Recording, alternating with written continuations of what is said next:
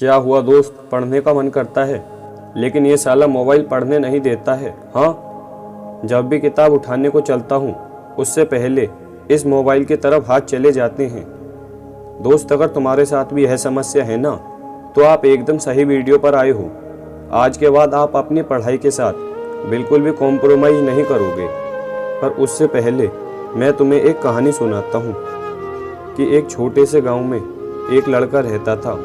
उसके पिताजी एक किसान थे और बहुत मेहनत करके अपने बच्चे को शहर के स्कूल में पढ़ने के लिए भेजते थे। वैसे वो लड़का भी पढ़ाई में बहुत होशियार था और मन लगाकर पढ़ाई किया करता था। एक दिन स्कूल में ही उसका एक दोस्त मोबाइल में गेम खेल रहा होता है और वो लड़का उसको देखकर सोचता है कि यार इसके कितने मज़े हैं कि इसके पास इसका खुद का पर्सनल एक मोबाइल है। काश मेरे पास भी एक मोबाइल होता। उसी दिन वो लड़का जैसे ही शाम को घर जाता है तो अपने पिताजी से एक मोबाइल खरीदने की जिद करने लगता है। उसके पिताजी उससे खूब मना करते हैं कि बेटा, अभी हमारी इतनी हैसियत नहीं है कि मैं तुम्हें एक फ़ोन दिला सकूं। जैसे तैसे कर्ज लेकर तो तुम्हारी फीस भरी है। लेकिन उसको यह बात बिल्कुल भी समझ नहीं आती और वह गुस्सा होकर घर से निकल जाता है और काफ़ी रात बीतने के बाद भी घर नहीं आता।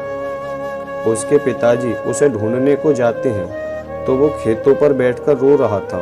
पिताजी उससे यह कहकर कि अगले महीने मैं तुम्हें फ़ोन दिला दूंगा, घर ले आते हैं।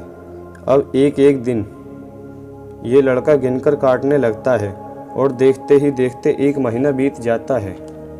उसके पिताजी कर्ज लेकर उसे मोबाइल दिला देते हैं।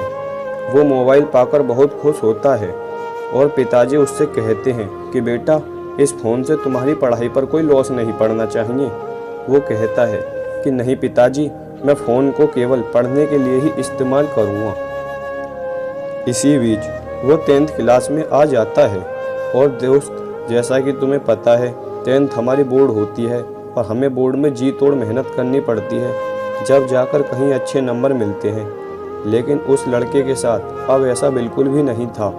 अब वो दिन रात फ़ोन में गेम खेलता रहता है और वो सोचता है कि अभी तो पूरी साल पड़ी है, अभी से ही तैयारी करके क्या करूँगा। और दिन भर वो गेम खेलने में लगा रहता है। इस बीच वह यह भी भूल जाता है कि मेरे पिताजी कैसे मेहनत करके मुझे पढ़ा रही हैं। दोस्त, देखते ही देखते पूरी साल बीत जाती है और अब एग्ज़ाम का केवल एक महीना बचा है और उस लड़के की बिल्कुल भी तैयारी नहीं है। अब वो अपने दोस्त के पास जाता है और उससे इम्पोर्टेंट क्वेश्चन पर निशान लगवा लाता है। लेकिन दोस्त, जिसने पूरी साल मज़े लिए हों, वो एक महीने पहले तैयारी कैसे कर लेगा। यही हाल उसके साथ था। उसका अब किताबों में बिल्कुल भी मन नहीं लगता है और उसे कुछ भी याद नहीं होता है और तैयारी न होने के कारण वो 10th में फेल हो जाता है।